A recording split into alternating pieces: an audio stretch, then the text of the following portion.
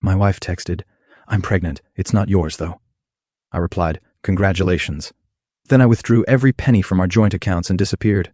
Her lawyer couldn't serve divorce papers to someone who didn't exist anymore. I, 34, male, am writing this from a hotel room somewhere. Can't say where. Don't want to say where, but I need to tell someone what happened because it's been eating at me for 2 weeks. Thursday, 2:37 p.m. I'm at work when my phone buzzes. Text from my wife, Giselle. 31. Marriage of 6 years. Together for 8. Thought we were solid. Need to tell you something. I'm pregnant. About 8 weeks. It's not yours, though. Sorry. Just like that text message. Not even the decency to tell me face to face. I stared at that text for maybe 5 minutes. Read it over and over. Waited for the just kidding or some explanation that would make this make sense. Nothing came. "Congratulations," I replied. She started typing immediately. Those 3 dots appeared and disappeared several times. Finally, that's it. "Congratulations. What else would you like me to say? We need to talk about this. Come home. Working late tonight.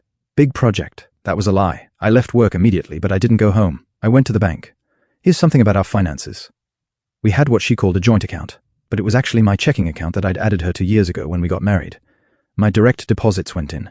I paid all the bills. She contributed maybe $400 a month from her part-time job at a boutique. Account had about $32,000 in it. Money I'd saved for years before we even met, plus my ongoing deposits. Withdrew $31,500, left $500 so the account wouldn't close. All legal. My account, my money. Teller asked if everything was okay. Told her I was making a large purchase. Not technically a lie.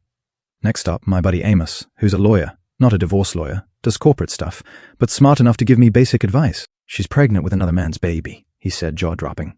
"That's what she says. And she told you via text." "Yep, dude. Document everything. Screenshot that text. Back it up everywhere. And whatever you're thinking of doing, make sure it's legal." Already screenshotted it. Already backed up to 3 different cloud services. Already thinking 10 steps ahead. "Can I ask you something about serving legal papers?" I asked. He raised an eyebrow. "You have to be findable to be served. Can't serve papers to someone if you don't know where they are." Interesting. And if someone were to say work remotely, travel a lot, pay cash for everything, then they'd be very difficult to locate for service, not illegal. To be hard to find, just inconvenient for anyone trying to sue you. We talked for another hour. He gave me the name of an actual divorce attorney, told me to be smart, not emotional. I was already past emotional. I was in planning mode. Went back to the apartment while Giselle was still at work, packed methodically, just essentials, clothes, documents, laptops, and personal items. Nothing she could claim was ours. Left all the furniture, dishes, decorations. Even left the TV I'd bought last year. Found her journal while packing. Wasn't looking for it, but it was right there on her nightstand. Flipped to recent entries. Tomorrow I tell her about the baby. Scared, but excited. Maybe this will finally push us toward divorce. T says he'll take care of us. T had to be Terrence, her CrossFit coach. The one she swore was just a friend. The one whose classes she never missed.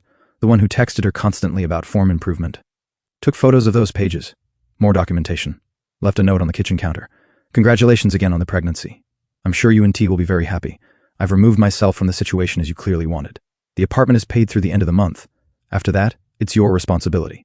Good luck." Then I left. Checked into a hotel an hour away. Turned off my phone. Opened a beer and waited. The explosion came around 7:00 p.m. when I finally turned my phone back on. 63 missed calls. 42 texts, starting confused, escalating to panic, ending in rage. "Where are you? We need to talk. This is childish. You can't just leave. Where is the money? That was our money. You can't do this. I'll call the police. My lawyer will destroy you. You're going to pay for this," I responded once. "Your baby daddy can help with money now. Best wishes." Then I blocked her number, blocked her on everything, shut down my social media, became a ghost. That was 2 weeks ago. I've been moving every few days, working remotely. Set up a P.O. box in a different state for mail, using cash for everything, not hiding from the law, haven't done anything illegal, just making myself inconvenient to find. According to Amos, who's been my intermediary, she's losing her mind. Can't file for divorce without serving me papers. Can't serve papers to someone who can't be located. Can't access our money because it was never ours. It was mine that I let her use. She tried to paint me as the bad guy to our friend group. Backfired spectacularly when she had to admit the pregnancy wasn't mine. Turns out most people don't sympathize with cheaters. I know I'll have to deal with the divorce eventually. But for now, I'm enjoying the peace, the freedom, the knowledge that she's facing the consequences of her choices without me as a safety net. 8 years together, 6 years married, destroyed with a text message. "It's not yours, though." Sorry. Well, Giselle, nothing in my life is yours anymore. Sorry. Update 1. Been over a month now since I became a ghost. and the entitlement has reached levels I didn't think were possible. First, let me address something lots of people asked about. Yes, I'm planning to divorce her. No, I'm not trying to avoid it forever.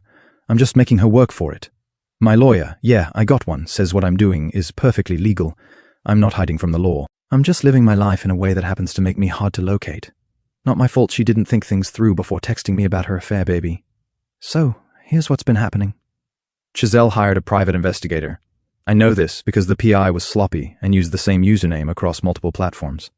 Found his Instagram where he posted about his current case with just enough details that I knew it was me. Dude was posting updates like he was on some TV show. Target may have gone north and following paper trails. Bro, I'm using cash and have no fixed address. What paper trail? But here's where it gets juicy. Remember Terrence, the CrossFit coach, baby daddy? Well, turns out our boy T wasn't exactly honest with Giselle.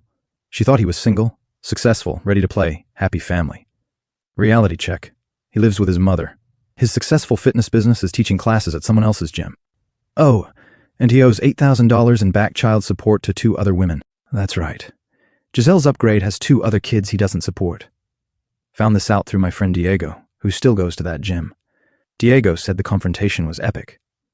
Giselle showed up during a class pregnant and crying, demanding to know why Taryn hadn't been returning her calls. His response, "Look, we had fun, but I'm not ready for another kid." Another kid? That's how she found out about the others.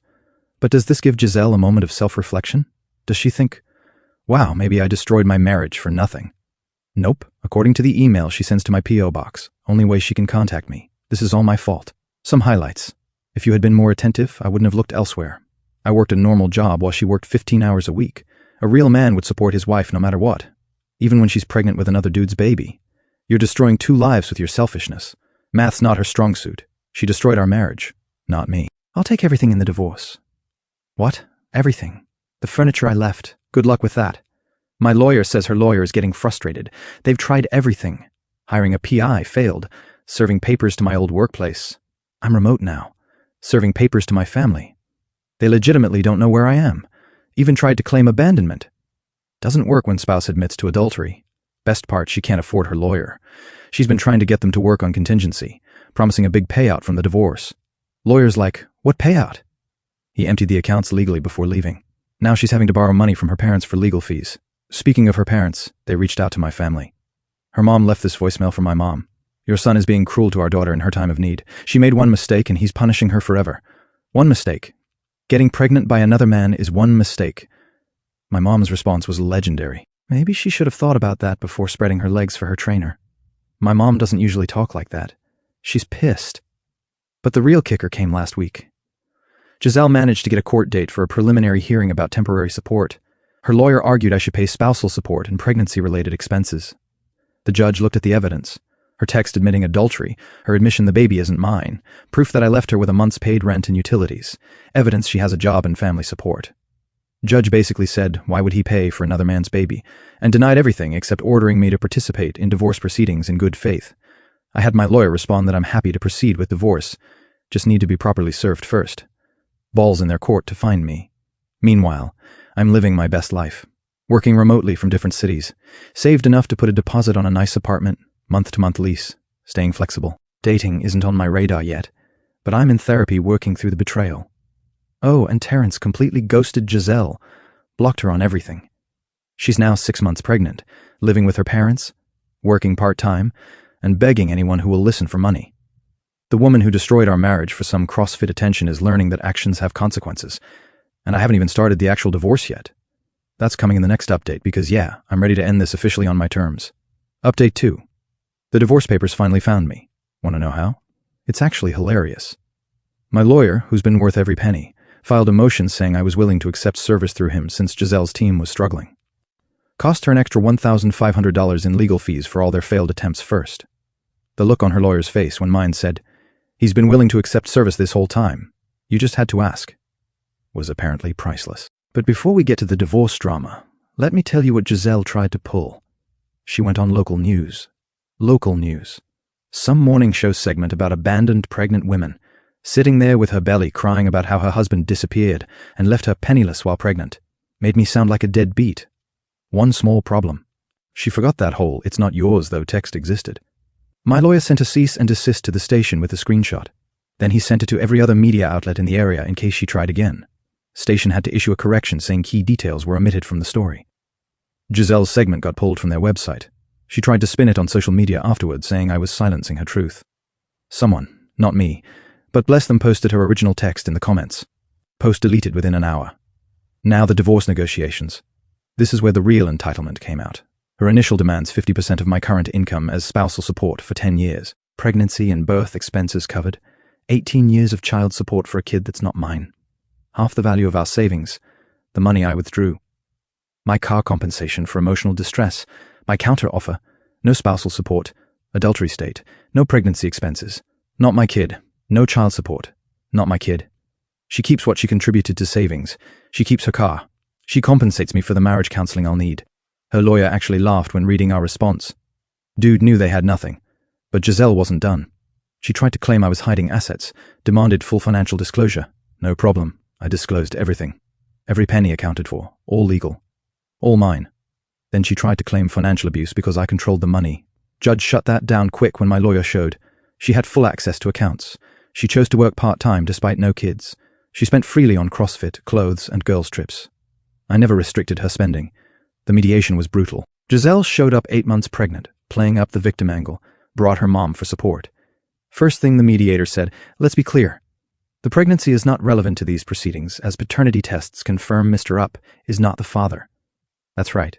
She actually tried to claim I might be the father. I demanded a prenatal paternity test. Results, 0% chance. Terrence is definitely the daddy. Her mom exploded. He should man up regardless. That's what real men do. Mediator. Ma'am, you need to leave if you can't remain calm. But she's pregnant with another man's child. Please exit. Security had to escort her out. Giselle started the waterworks. Mediator wasn't moved. Final divorce settlement. No spousal support. Thank God for it, full divorce states. No pregnancy child obligations. She gets the furniture and household items I left.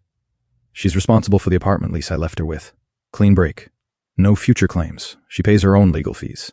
She tried to refuse. Said she'd take it to trial. Her lawyer pulled her aside and basically explained she'd lose worse at trial and rack up more fees. She signed. But the story doesn't end there. Remember Terrence? Dude really thought he was going to skate on this pregnancy like the others. Giselle put him on child support before the kid was even born. He tried to contest paternity. DNA test confirmed what everyone knew. Now he's looking at child support for 3 kids from 3 different women. His mom kicked him out. Jim fired him for bringing drama to the workplace. Last I heard, he was couch surfing and doing personal training in parks. Giselle's living situation isn't much better. Her parents gave her an ultimatum. Get a full-time job or get out? She's been applying everywhere, but explaining the gap in real employment is tough. I was a kept woman until I cheated and my husband left. Doesn't look great on applications. She had the baby last week. Posted about it on Instagram. I don't follow her, but people send me screenshots. Caption was all about being a strong single mother and doing it alone. Doing it alone. That's what happens when you blow up your marriage for a guy who collects baby mamas like Pokemon cards. Someone commented, "Congratulations, where's the father?" She deleted the comment, then made her profile private. My divorce was finalized 3 days ago. I'm officially free. Credit's still perfect. Savings intact. Job's going great. Even started dating someone, taking it slow. But she's amazing. Funny how much better life gets when you remove toxic people. Giselle, she's got a newborn, no husband, no money, a deadbeat baby daddy, and a reputation in tatters. She messages my lawyer occasionally asking if there's any way to revisit the settlement. There isn't. She made her choices. I made mine. Only difference is mine were smart. Final update. Last update because this chapter of my life is officially closed. Got a call from Diego last month. He was at a coffee shop and overheard a conversation at the next table. Giselle was there with some friends and he said I needed to hear what she was saying. According to her new narrative, I was abusive specifically financially and emotionally. She had to find comfort elsewhere because I neglected her. I trapped her in an unfair divorce. I'm probably hiding millions somewhere. She's the victim of a narcissistic ex. Same song, different verse. But here's what her friend said back. Girl, you literally texted him that you were pregnant with another man's baby. You thought Terrence was rich. You played yourself. Maybe focus on your baby instead of blaming your ex. Even her friends are tired of her BS. But the real reason for this final update, Terrence reached out to me. Terrence through Instagram DM from a burner account. Bro, I know we don't know each other, but I wanted to say sorry. I didn't know she was married when we started. She told me you guys were separated. I'm not trying to make excuses, but I got played too. She told me you were some rich dude who ignored her. Said you had family money. I thought she was this lonely housewife. Now I'm paying child support I can't afford for a kid I barely see because she won't let me visit unless I pay extra. Just wanted you to know I'm sorry for my part. This whole situation is messed up. I didn't respond. What's there to say? But it confirmed what I suspected. Giselle sold him a story too. Probably sold everyone a story. That's what she does. Meanwhile, my life has completely transformed. Remember that girl I mentioned? We're exclusive now. She knows the whole story. First thing she said was, "Thank God you respected yourself enough to leave." She's a pediatric nurse, has her own house, her own life, her own goals, drama-free. It's refreshing. Moved to a permanent place, nice condo downtown. Bought it with the money I saved by not subsidizing Giselle's part-time lifestyle anymore. Have a home office with a view, living the life I always wanted, but couldn't afford when I was carrying dead weight. My lawyer sent me one last update. Giselle tried to file for increased child support from Terrence, claiming extraordinary expenses. Judge looked at her expenses. $200 a month on coffee, $150 a month on nails, $3 a month on online shopping, $0 a month on baby supplies. Her parents buy everything. Claim denied. She actually has to pay Terrence's legal fees for the frivolous filing. Her parents reached out to mine one more time, wanted to mend fences and see if there was any chance of reconciliation for the baby's sake. My dad's response: "Your daughter made her bed with another man. Now she can lie in it alone." The last I heard, and I only hear things because people love to gossip, she's working at a call center, living in her childhood bedroom at 32. Terrence sees the kid twice a month, supervised. She's on dating apps, claiming to be a boss babe single mom, still posts inspirational quotes about knowing your worth. The irony of her posting about knowing your worth when she threw away a stable marriage for a broke personal trainer with multiple baby mamas. Chef's key. Sorry, incredible. As for me, promotion at work, healthy relationship, nice home, peace of mind, zero drama. Turns out when someone texts you, "I'm pregnant." It's not yours, though. The correct response really is, "Congratulations."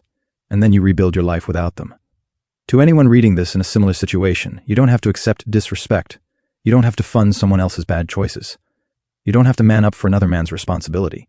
You're worth more than being someone's backup plan. Choose yourself. I did. Best decision I ever made. Thanks, Fs, for following along on this journey. Time to close this account and move forward. Living well isn't the best revenge. It's just the natural result of removing toxic people from your life. Peace out. Lessons learned from the story. Betrayal demands action. Accepting disrespect, like Mira's infidelity, erodes self-worth. Swift. Legal protection preserves one's future. Entitlement backfires. Assuming endless support without contribution, as Mira did, exposes vulnerabilities when illusions fade. Truth emerges. Fabricated narratives, like Mira's victimhood, unravel under evidence, alienating allies and inviting isolation. Independence empowers. Prioritizing self-reliance, as Elias did, transforms loss into liberation and prosperity. Moral of the story. Betrayal shatters trust. Self-respect demands boundaries, and hidden truths